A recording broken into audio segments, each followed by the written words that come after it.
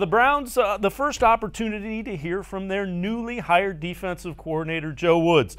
Woods talked about the scheme that he envisions the Browns playing, as well as how tough it's been to get his scheme implemented through virtual workouts. Well, if I tell you, I'm telling everybody in the league what we're doing. We'll keep it between us. Yeah, no, really, I feel like, again, I've been on some good defensive staffs the last couple of years. Going back to my time in Minnesota, my time in Denver with Wade Phillips, and then last year with San Francisco.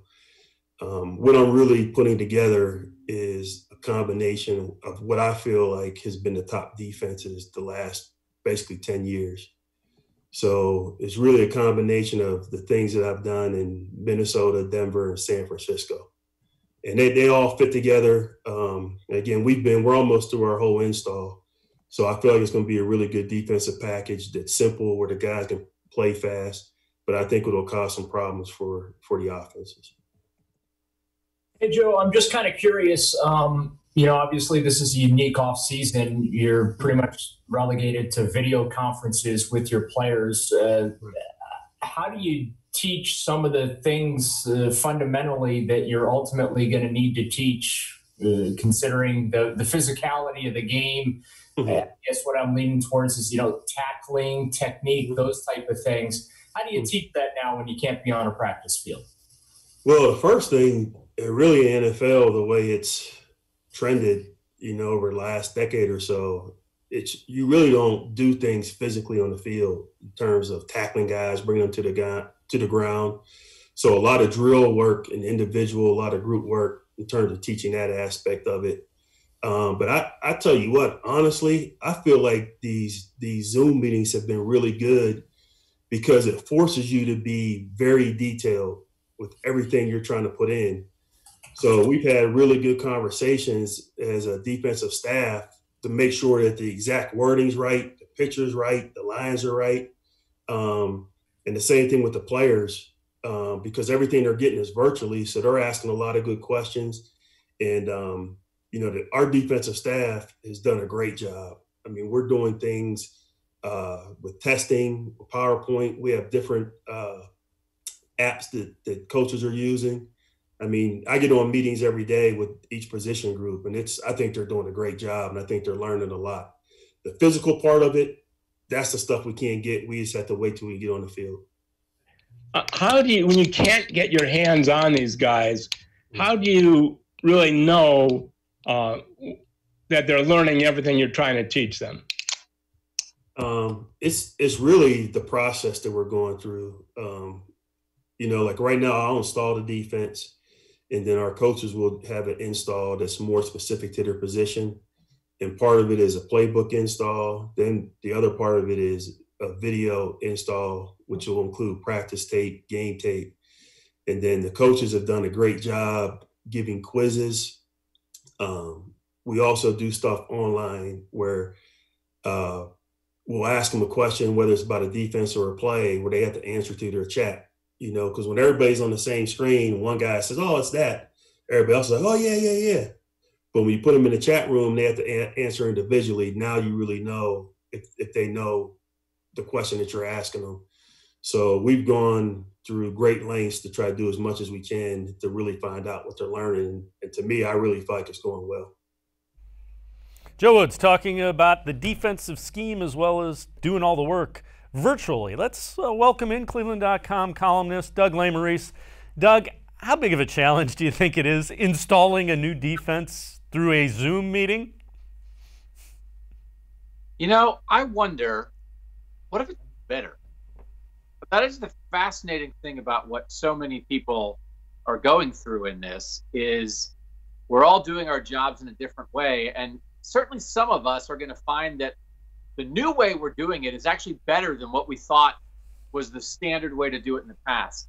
The idea of installing a system, when you think about huge defensive mistakes in an NFL season, sometimes it's a missed tackle, sometimes it's a missed physical play, but how often is it a mental mistake? How often is it a blown coverage? How often is it a guy thinks, oh, I thought the safety had him and I let him go and all of it.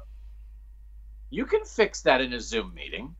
It's such a mental aspect of the game, and as Joe Woods said early on there, they're not doing as much hitting as they used to do back in the days with the, they understand that they want to limit some of the physical contact, and of course all that stuff's important. But I think I am very curious when all this is done to find out maybe this is a great way to install a defense, to hold guys accountable, to have them really study stuff, to be quizzing them individually. And you can't just hide in a meeting, slump down in the back. Listen, I've never been in an NFL meeting room. I'm not a former player. But I think it's possible, the mental side of this, and that's what an install is, understanding what the new ideas are. And then you have to go physically execute it. And of course they'll get to that. I'm not sure it's a problem at all. I'm not sure it might not be the way they start doing things after we're all back to normal. So what you're saying is during our Skype interaction, you're not dozing off in the back, waiting for me to finally get to the point of my question? Is that what I'm taking away from this? Well, I mean, what I would say is I'm dozing off when I'm live with Les in the studio. I'm dozing off in commercial breaks then. So I'm locked in on Skype, baby. I'm right here. So if I'm going to be a dozer, I'm going to doze no matter what. I just think I think there's opportunity, and I wouldn't say you can't do it. It's different. Clearly, it's different. But I think, what if you work the mental aspect of this so much that by the time they get back on a football field together and they start the physical part of it, everybody understands everything, rather than learn, then get on the field, then learn some more, then get on the field. They're having cram sessions, man. They can't do the physical stuff. You got to stay in shape. You got to stay healthy. I'm curious. And I think it sounds like Joe Woods has a good handle on it, right? That's part of it too. Your leadership, the people in charge, have to have a good handle of the new ways of teaching and the new ways of learning for the people under him. It feels like Joe Woods has a handle on that. The challenge would be, can you simulate it at the speed that you want to? You know what I mean? The interaction between the linebackers and the secondary, and it's got to be pretty quick and seamless, and that's something that they can't necessarily do till they get on the field. And they will. It's just, I mean, you watch, they're going through 11-on-11s and stuff when they're in camp and when they're in OTAs and stuff. I mean, there's not a ton of full speed stuff out there. They're kind of all walking through the paces. I think just a lot of it. And yes, I mean, Dave, clearly we know that. They're talking about that in college football. The NFL has to deal with that. You have to give them enough on-field time to prep, or you're going to have injuries. I mean, beyond the fact, is your defense not going to be ready to be able to communicate and work together? Guys are going to get hurt if you don't give them time to physically prepare. But whatever that window is, again, we've been going to a world where in the NFL you're reducing and reducing and reducing the physical aspect of it, because why rep all these physical things that maybe are putting guys more in danger than what they're actually getting out of it? I just think this might be another step toward that. And then by the time you get to those physical reps, it's possible they may have a deeper mental understanding of everything than they had in the past. You bring up an interesting point. Do you like the fact that the leadership, Kevin Stefanski, Joe Woods, they basically said this isn't going to be a problem.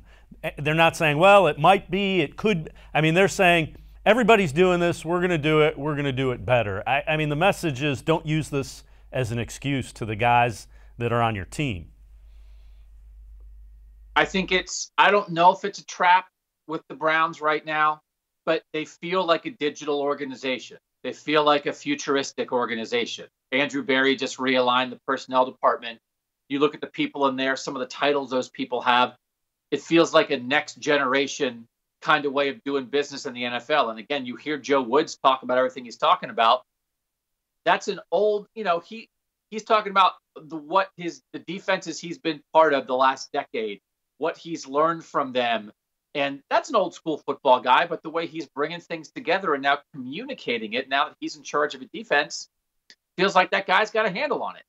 It just feels like, and we talked about this a lot during the draft, who do you trust in this new weird world? Feels like the way the Browns do business, from Andrew Berry to Kevin Stefanski to the coordinators like Joe Woods, it feels like it fits. Feels like it fits them and that you should have faith in them. We'll find out, right? We're all going to find out on the field. whether it was all true or not. But they do feel comfortable with it. And again, not to repeat myself too much, but we're all going to come out of this when we do with some changed behavior. And I think there may be some permanently changed behaviors and how the way NFL teams do things that will be to the benefit of the people that are currently running the Browns.